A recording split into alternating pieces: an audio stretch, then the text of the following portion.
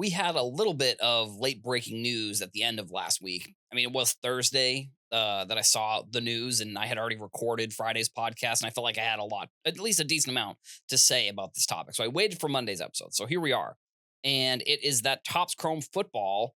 We all knew it was coming, but it has officially been announced, and the pre orders, I believe, are going to start at some point this week. They may even be live, depending on when you're listening to this.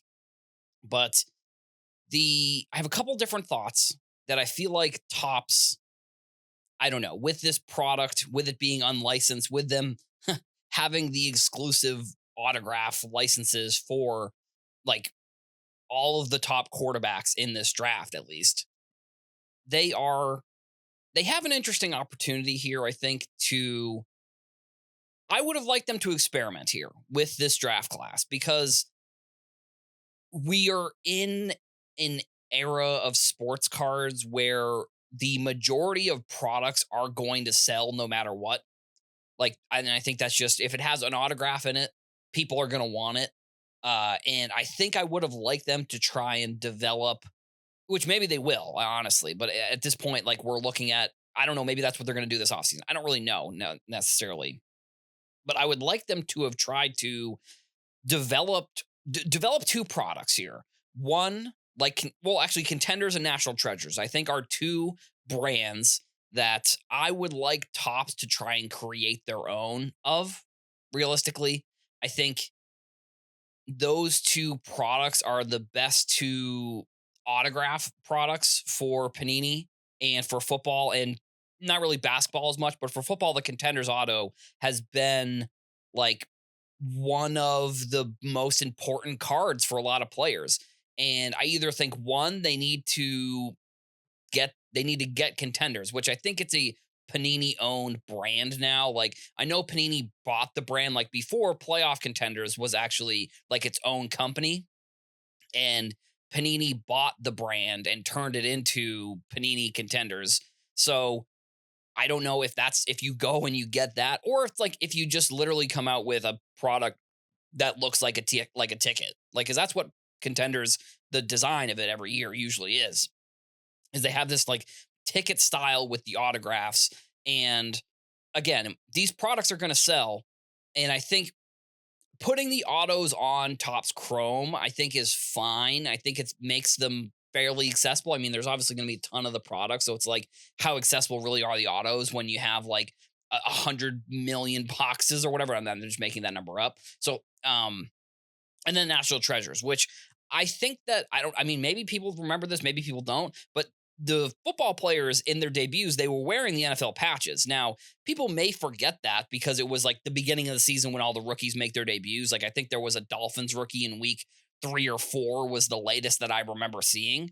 So all these players are going to have the debut patches, which have the NFL logo. Again, I'm not 100% sure how patches work compared to the license because we've seen Panini come out with like team patches before with like parts of the logos or the full logo. So like I'm sure maybe it's similar with like maybe if it's within a patch, then you can make the card potentially, I guess.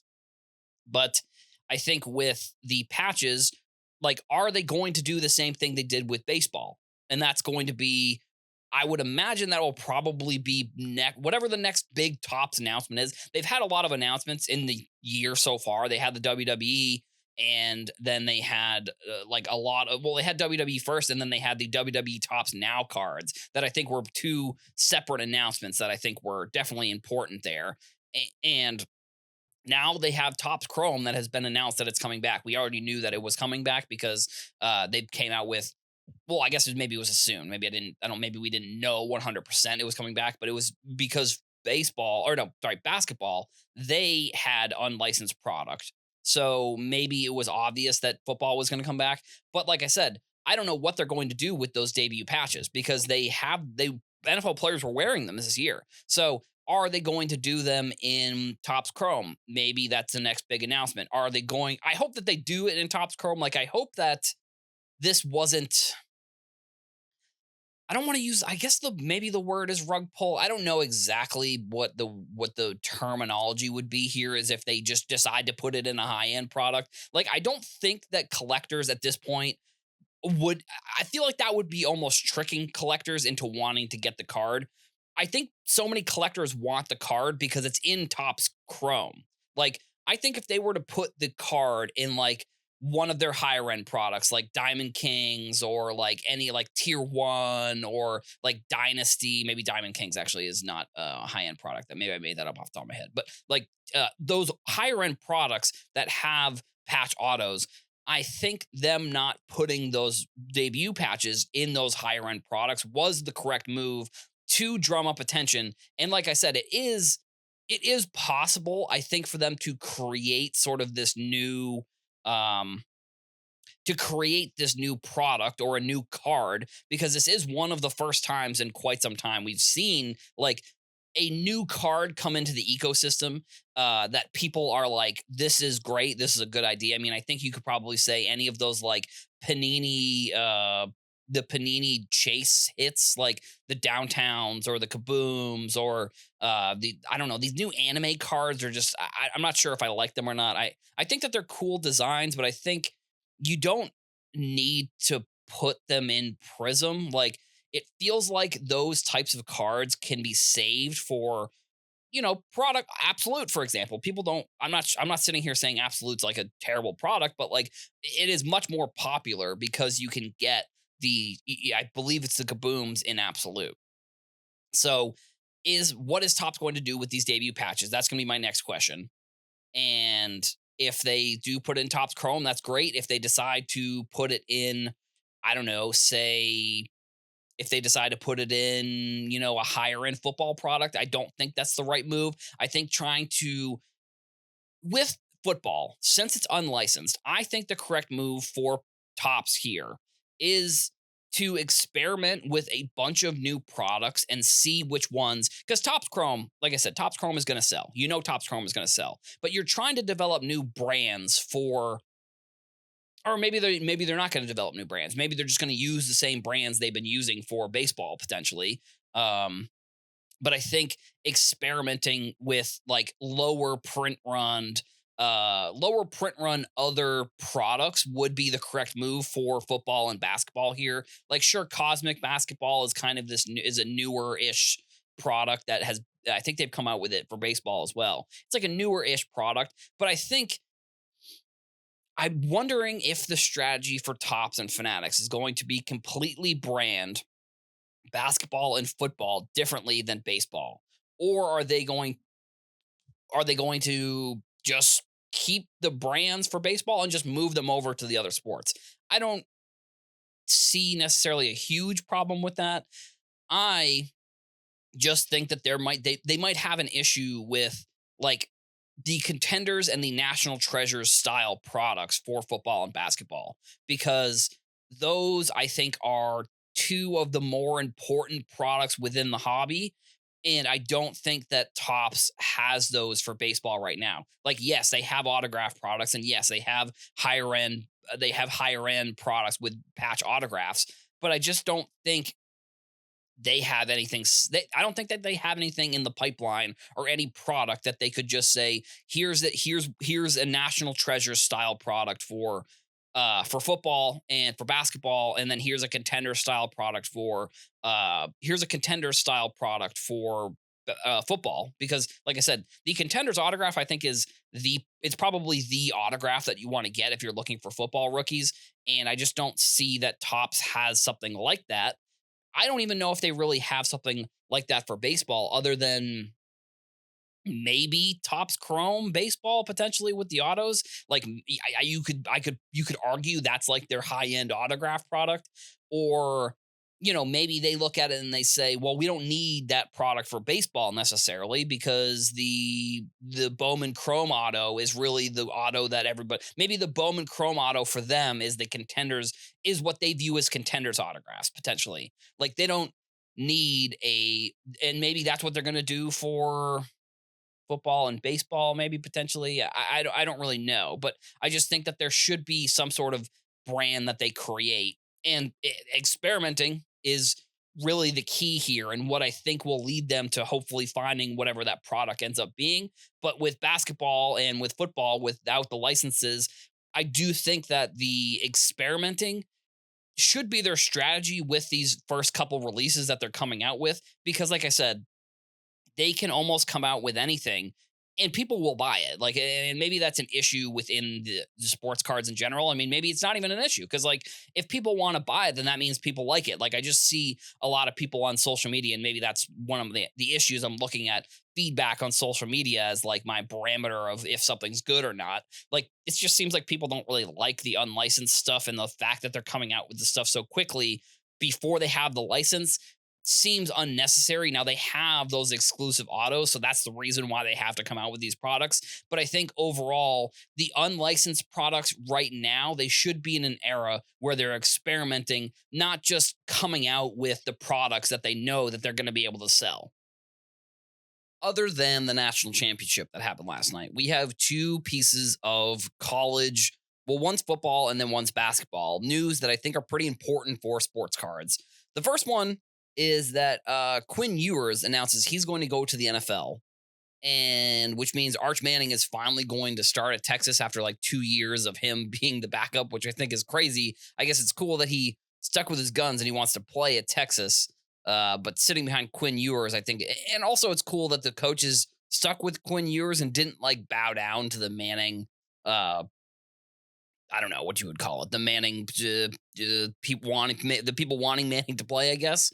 And at the beginning of this past college football season, it was Texas, Ohio State, and Nebraska signed. They were all part of some sort of NIL pact, and they all signed that pact with Panini. So you're not going to get any Bowman Arch Manning cards. You haven't got any Bowman Arch Manning cards because he's not with Tops. If he's on Texas, that means Panini's going to have the rights for his.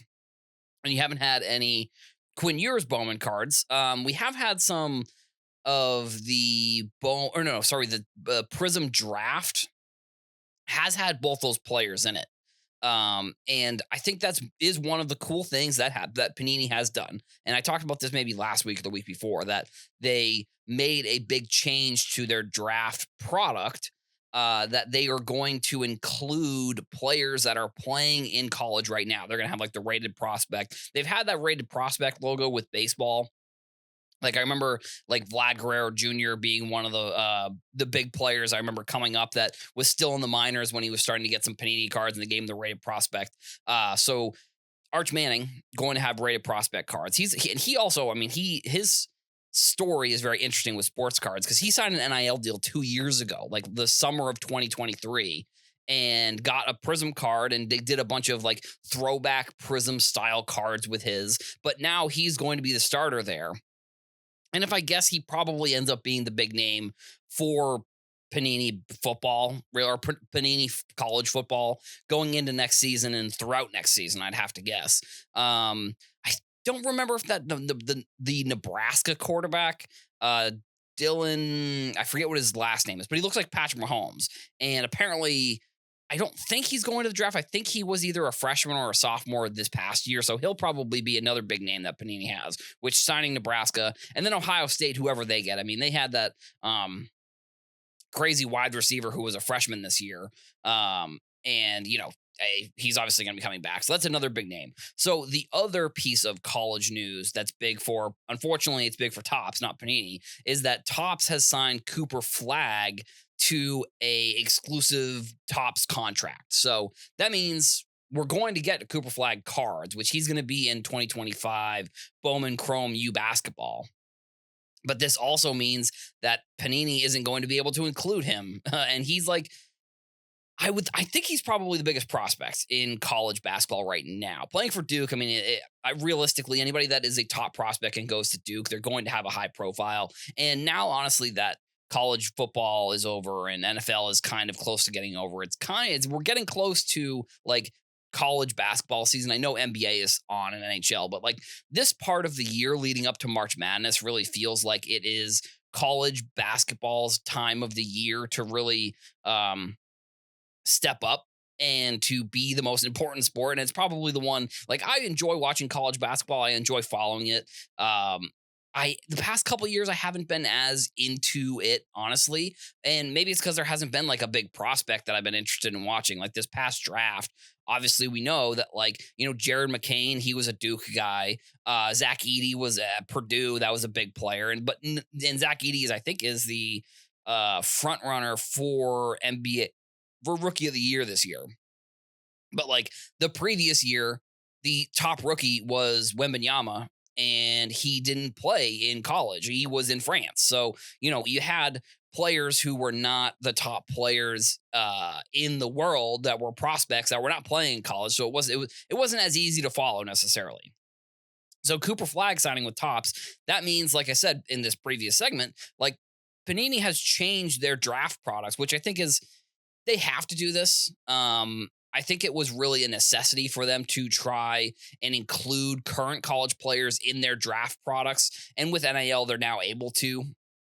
So it is going to be a pretty big loss to not have essentially the biggest college basketball prospect in your college basketball or your collegiate draft product. So that's going to be whatever Prism, probably National Treasures. I know they do. I forget if they do Chronicles or if they do like Donruss or Optic, but I know Prism and National Treasures are like the two big brands that they have done over the past, I don't know, decade or so since they've been kind of the only ones taking charge. And with the big changes now, including those players, I think that's good. But unfortunately, hopefully for Panini, they're going to see a big change because also I don't think that then I think that would then mean they don't have. I think Paige Beckers also is a Panini athlete. I did just have to fact check. I thought that Paige Beckers was a Tops athlete. No, and I think I just said Panini. She is a Panini athlete. In November of last year, she signed the exclusive deal. So I think that Paige Beckers probably ends up signing or probably ends up getting more of the gets more collectors to buy collegiate basketball products, and she's going to be the big name that's in there. I don't know necessarily if like down the road that's going to be a product that people want to buy. I mean, she already has her first Bowman, so she's already been in Bowman. She has autographs in Bowman. I would imagine that maybe similar to Caitlin Clark. Like I think we're still waiting on Prism basketball to come out, so I think that Prism basketball this year for WNBA is going to be massive. Like the rookie class from last year is going to probably be like one of the better rookie classes in WNBA history, if I had to guess. And with Paige Beckers, she probably could have been in that rookie class, to be completely honest, but she wanted to come back for an extra season. She was out with an injury for a whole year, and then there was COVID, which actually other way around, there was COVID, and then she was out a whole year for an injury. So she had the extra year of eligibility.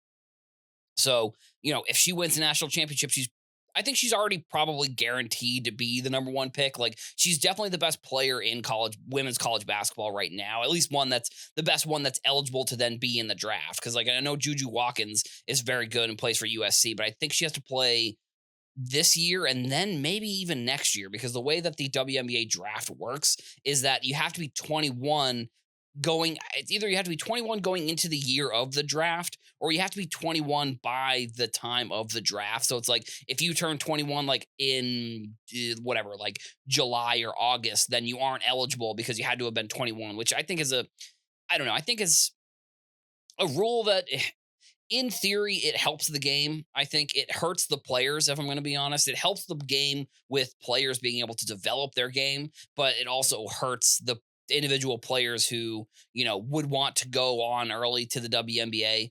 I think with NIL now, like you realistically, like you don't have to worry. Like, Carson Beck, I believe his name is, that quarterback that played for Georgia, transferred to Miami and got like a $10 million NIL contract when he was like not very good. Like that was a pretty interesting signing. That was not really part of this stories, but like a couple weeks ago, like maybe a week or two ago, Beck signed with Miami after like having a pretty lackluster season at Georgia. Like, yeah, they were good, but like he wasn't. I don't know. Maybe I don't know. Maybe he was the reason that they made it to SEC championship game wins that they get to see, but then they get knocked out pretty early.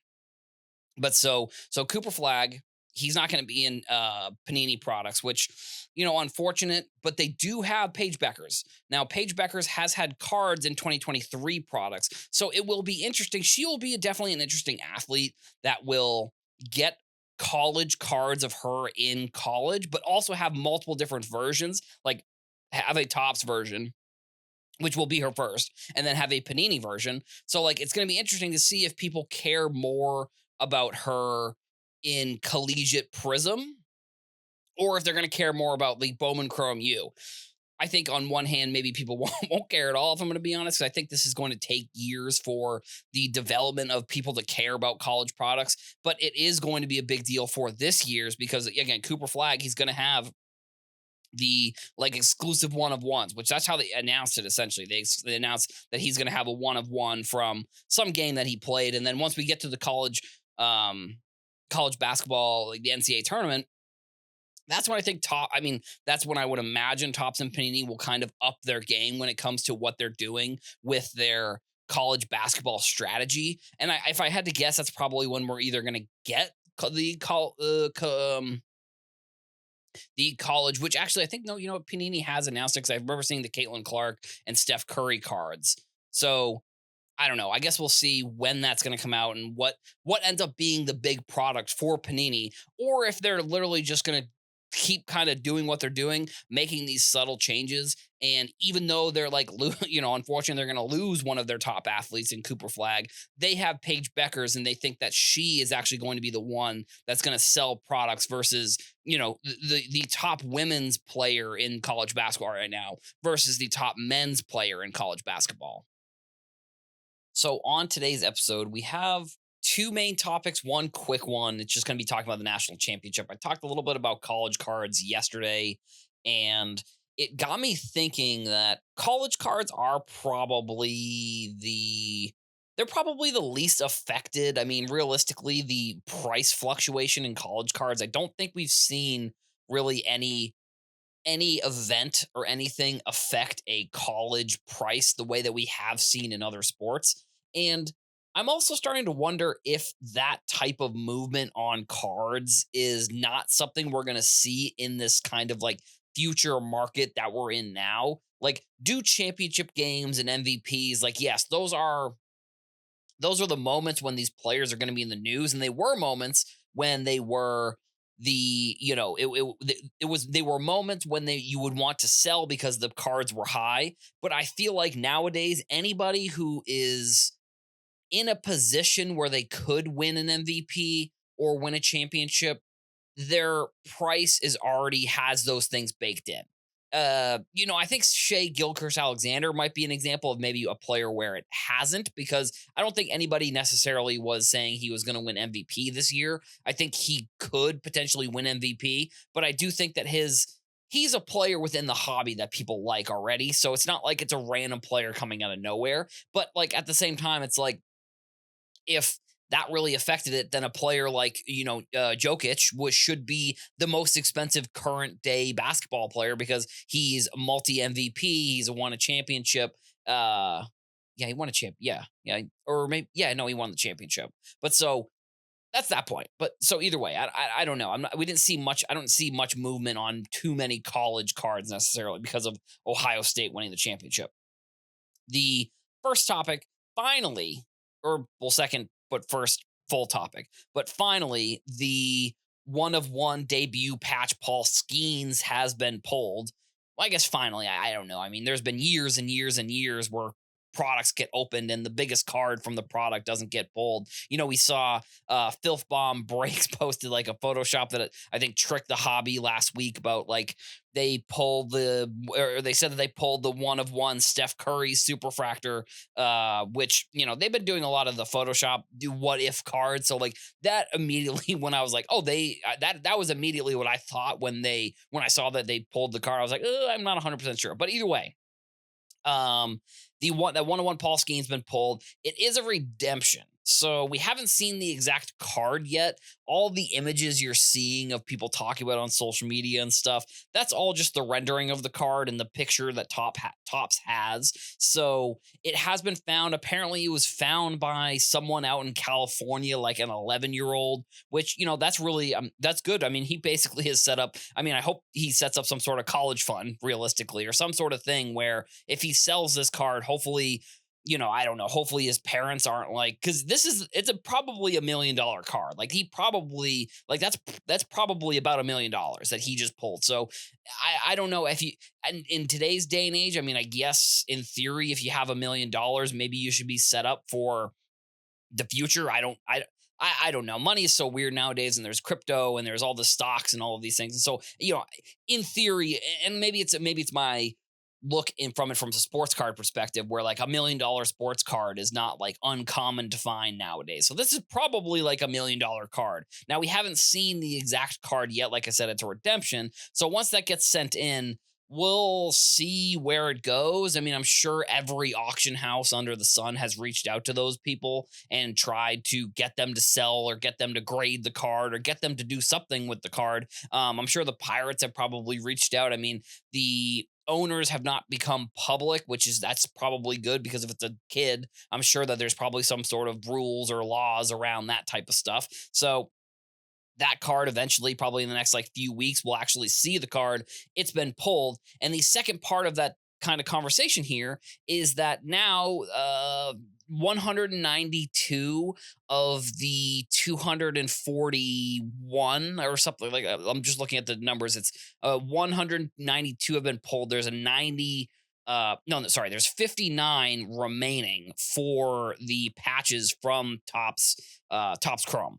And I just don't really know. Like, it's interesting that Tops this year has sort of, they acknowledge the existence of the list of how many cards there are. Like they were tweeting out the at of the person who was doing like the main tracking for that. And I guess on one hand, all their product is sold. So it's not like the only thing that would hurt necessarily, once now that we know this card is pulled for sure, is maybe like hobby shops. That's probably the only place where this is going to affect. So like I'm surprised. I don't know. It's the fact a tracker exists is good for the industry because it gives more transparency. Is it good for people who are in the business of selling unopened product? No, probably not. Not Tops though, because Tops, like I said, has sold all of their Tops Chrome product to hobby shops and distributors. So like they don't have to worry about it. So sure, Tops is probably ecstatic that, they can look at it and say, oh, well, now we can prove that these cards have been pulled or whatever. And that also doesn't, these are just the cards that have shown up on social media also. So like there's 59 out there, let's just say, I don't know, 20% of them maybe were pulled by people who don't like are on social media. That would mean that there's probably like, I don't know, 40-ish left. And I don't know. I mean, I guess it would hurt. It would probably hurt the secondary market price for Topps Chrome, but also it's like Topps Chrome shouldn't be a product that has such a large fluctuation in its price. So I'm hoping that we don't see like a massive shift one way or the other, or not one way or the other. I'm hoping we don't see a massive downshift in the price of that product because the Paul Skeens has been pulled. Do I think that all of the buzz and all of the stuff around the Paul Skeens card made the product go up in price? I think potentially. I think it's, I think potentially it is. It kind of, there was another thing that I saw on Reddit that someone posted on Twitter was like a hobby shop was doing something where if you opened up the product in the shop, that they would give it to you for like what the MSRP should be. But if you're opening it up and you're not ripping it, you get charged double or something. Like, I think that's what I saw on the thing, which it was a Pokemon set that like there was another kind of a big controversy, I think, within that Pokemon set, that there was like a reprint of the set that people didn't think was going to happen. Like they went with a second print run of the set, so it really hurt the price. And I think hobby shops, for example, they were just like, we don't want to, if you want to buy it, we don't want you to make money on the resale of the product. Like if you want to open it, that's fine, that's good. And I think That I don't know. That could be an interesting strategy for some hobby shops down the road to, help collectors out and really get more cards into the market. And just, I just help people who want to open up the packs because if they can offer it at a cheaper price and all they have to do is just open in the store, I think that's fairly reasonable. And the last topic we have on the show is the Hall of Fame for baseball has been announced. The Hall of Fame candidates, not candidates, but the class have been announced, which it's going to be headlined by Ichiro. I, and he almost was unanimous. I think it is. He was almost unanimous except for one vote, which is pretty wild. Then CC Sabathia and Billy Wagner are going to be the other two players, and I think Ichiro his rookie cards are very interesting to me. They've always been kind of interesting. Like the fact that I don't know, maybe it's the fact that it was like when I was first getting into cards as like a kid. I remember that 2001 with him and Albert Pujols. Like that design feels like with the green border feels very iconic. Um, and that may just be that's because it was iconic because I was a child opening it or buying but maybe not selling but buying the cards at least. So Ichiro, I think he is. I mean, he got inducted into the Japanese Baseball Hall of Fame, also, I believe, unanimously. And then this one, he's unanimous. CC Sabathia, Billy Wagner. I mean, CC Sabathia, I think definitely deserves it. Billy Wagner probably also deserves. I think there were a couple players that were pretty close. But I don't know. I mean, Ichiro, it feels like this is like if you have any Billy Wagner or CC Sabathia cards, these are probably the last times that you'll be able to sell those cards for, any type of buzz or unless you're just selling it to sell it. Like Ichiro, for example, I feel like he has some sort of future where there are going to be other times where he's in the news, which actually maybe it's not the last time you can tell it. Once they do the actual ceremony, that will probably be the last time there will be some sort of buzz around these players. And it's one of the moments where within sports cards where the buzz is just as high as it could be for some of these players, and it's an opportunity to sell the cards if you're looking to sell them. I don't know necessarily if anybody was hoarding CC Sabathia or Billy Wagner cards, to be honest. Ichiro, maybe. I think we're probably going to see a run on Ichiro cards. Like, we're probably over the next few months, we're probably going to see some like crazy, like one of one Ichiro or like some crazy, like maybe from Topps Chrome, we're going to see some like numbered cards or something crazy for him. Because also Ichiro, he's going to be in a ton of sets. Like because he is a Japanese player, and Otani is a Japanese player, and Matsuzaka, I believe Hideki Matsuzaka, I think he was the player for the Yankees, and now obviously we have the new player that just signed with the Dodgers, that new pitcher, which is like crazy that the Dodgers got another top free agent pitching, and he's obviously going to be a prospect. With him, he does have like some Japanese cards that you can look into if you're looking to pick up his cards. That was news that happened over the weekend. So if maybe that is a little bit older news there. But like I said, Ichiro, he's going to be in a ton of these sets. I mean, anytime there's some sort of like dual Otani Ichiro, there probably will be a bunch of those because Otani, he is not going away anytime soon. I mean, Otani is going to be the face of the league probably for the next decade potentially. And I think the fact that he is going to have a ton of cards probably also means that there's going to be a bunch of Ichiro cards. So like with Ichiro, I think his cards, I would say if you wait a couple days after this announcement, you could probably buy them up and then sell them around when he actually gets inducted potentially.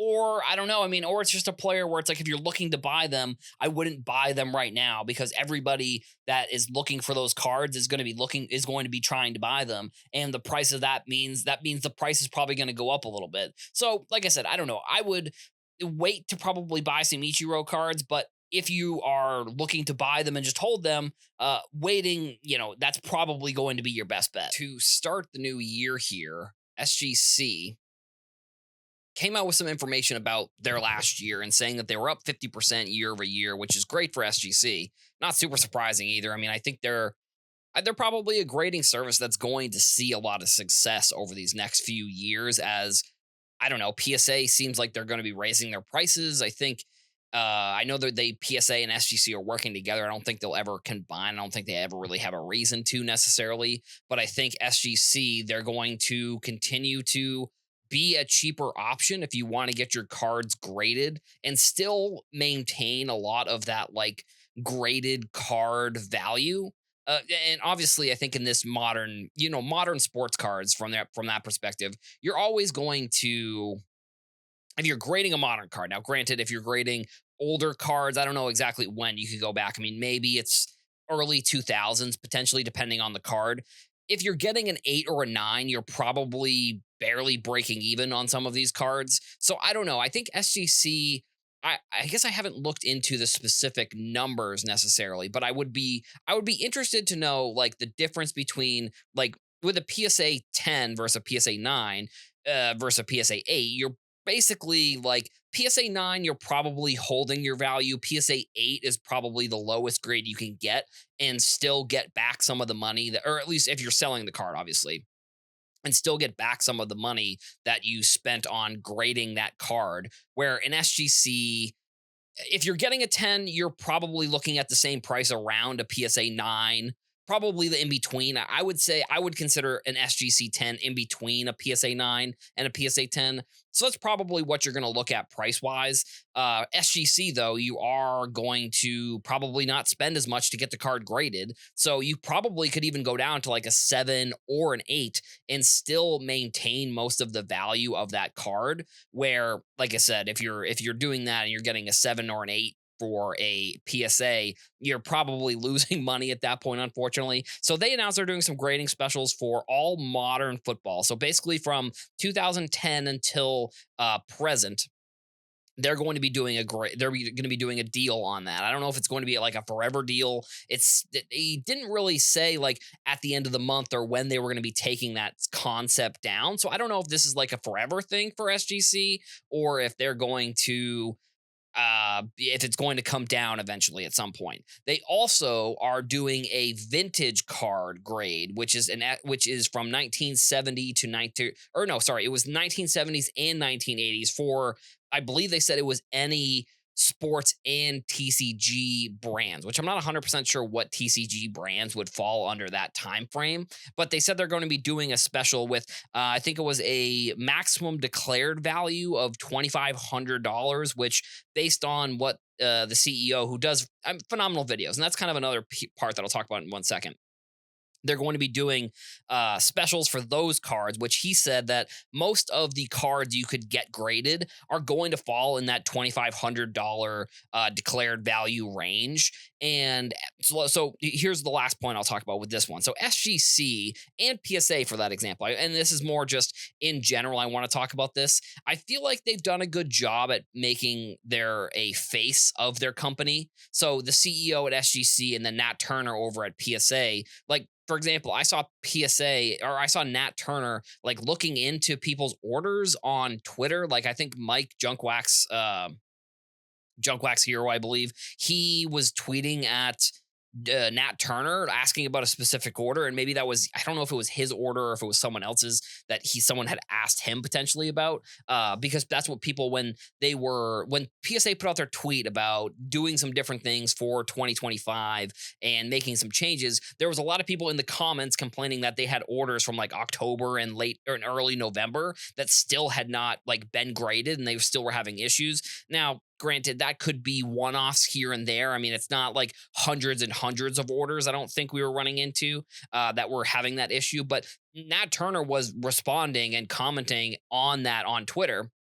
And I think that's great. And I think similar to how the SGC, I believe he's the CEO. I think it's Scott Heinberg. I believe his name is. I think that's his name. If I'm if I'm getting the last name wrong, I apologize. But he does videos for SGC on their Twitter and Instagram and all that stuff.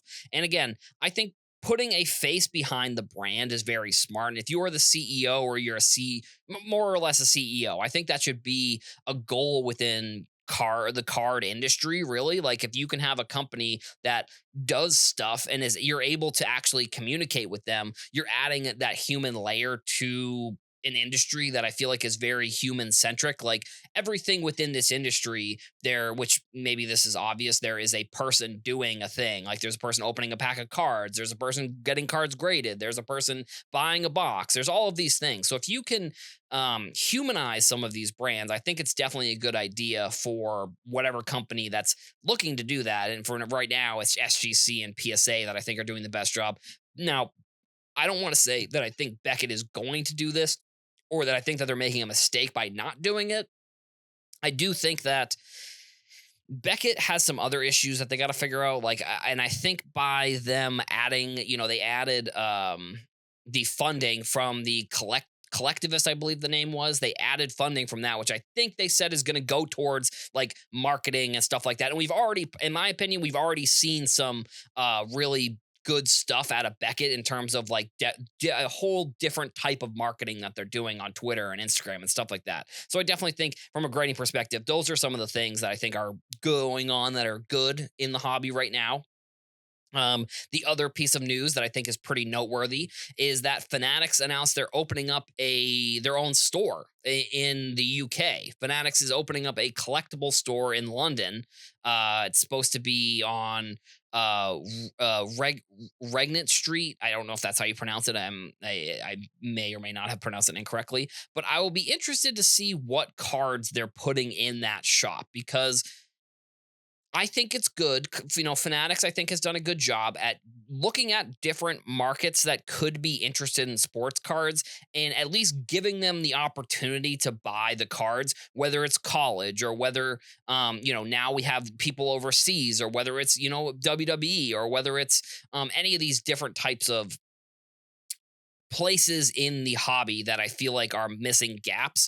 Fanatics has done a good job kind of bringing in people or bringing in product into that gap. And I don't think necessarily over in England and London, for example, like those like sports cards are not prevalent. I think it's, that would be like, I don't know. I mean, I guess it's kind of hard because the United States is much bigger, but it's like if they were to do some sort of flagship store, maybe like in LA, or if they were to do it. I mean, New York City would be an obvious choice, but I feel like even New York City might not be the right move necessarily. But I think Fanatics going there and saying, we are going to have a flagship store there in London. Like, I just think that's a great idea for Fanatics to, I don't know if, like, I guess I don't, like I said, and this gets into the point where it's like, I don't know what their plans are for what types of cards they're going to be putting into that store. I would imagine it'll probably be like a lot of soccer. I mean, there are some Pokemon, or not Pokemon, sorry. There are some Disney stuff over there that there's been products that have been, it's exclusive to the UK. I imagine probably, like I talked about in an article for SI, Luke Littler, who is a darts player, who's like this phenom, like 17-year-old, like crazy prospect who just won the championship of darts actually this year. The previous year, when he was only 16, he was in the championship, lost, and then he won it the next year as a 17-year-old. Darts just got their first sports cards in 2024, which I thought was pretty interesting when I started the article and was looking into it. So like Luke Littler has a Topps card. He also has a Panini card. The top set was actually his own set. So, I mean, maybe there's a chance that you could get that set there. I just think that there are sports that are not prevalent in the United States that are much more prevalent overseas that maybe those are the sports that we're going to see more cards of in that shop. Versus, or not even versus, but I do think they'll probably put like, I would imagine they probably put basketball. They probably put football, maybe baseball, potentially baseball, maybe not as much. I mean, we have seen baseball kind of do their like London series. So maybe that's another part of the goal here is to bring the sport to a larger audience as well. Like maybe not just sports cards in general, but like the sport of baseball, American sports, to increase the fandom. Like, Fanatics obviously has not just a sports card say in that. They obviously make the uniform. So they're going to have more revenue that they can get if they can get a new audience to, buy jerseys or buy stuff from players or buy autographs or any of these things. So We'll see what types of cards they end up putting in there. But again, I think it's a great step in the right direction for some overseas stuff that, maybe potentially other than the card shops that they have over there in London and over in the UK. There's going to be like the flagship Fanatics branding that will be in the middle of the city. We are heading into championship weekend in the NFL. And I'm going to talk a little bit about, some of the games, some of what I think could happen. I mean, there's what I think could happen and what I wish would happen. I mean, a Commanders Bills Super Bowl is really what I'm rooting for. I mean, even a Bills Eagles Super Bowl I would be fine with, but I mean, I guess this must be how people felt about the Patriots to be realistic. Like when the Patriots were just in the AFC Championship game every single year, and I think the NFL. I do wonder if there's going to be a 10-year or a span where Mahomes doesn't make it to a Super Bowl or win a Super Bowl. I mean, I think it's important to point out that Brady played in Super Bowls even when he didn't win them. He played in two against the Giants that if he had won those Super Bowls, the gap between his 2004 and I believe it was 2014 Super Bowl obviously wouldn't be that large. So I don't know. Is that going to happen to Mahomes? I don't really know. I think I guess maybe it could. I mean, it has already happened. I mean, there are dynasties that happen throughout decades. The Patriots did have two decades, unfortunately, for some people when they had good teams. There was the Cowboys, there's Steelers, and 49ers were obviously dynasty as well. So there are time periods where these dynasties occur. And it is that something where Mahomes' cards are going to change that drastically in price.